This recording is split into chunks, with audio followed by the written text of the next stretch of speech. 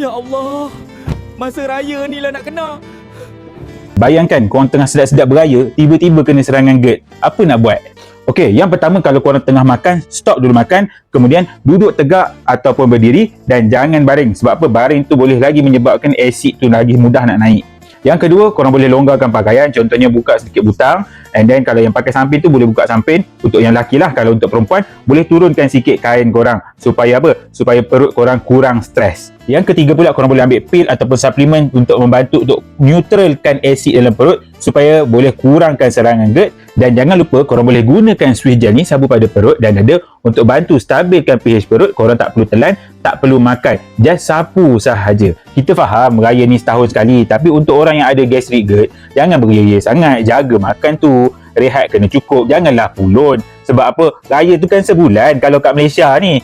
So kalau korang nak lagi banyak tips dan info tentang GERD, gastrik dan macam mana nak raya selesa untuk tahun ni, jangan lupa korang kena follow kita, like dan share video ni. Kemudian join kita punya live untuk lagi banyak info dan tips. Kita sama-sama ikhtiar.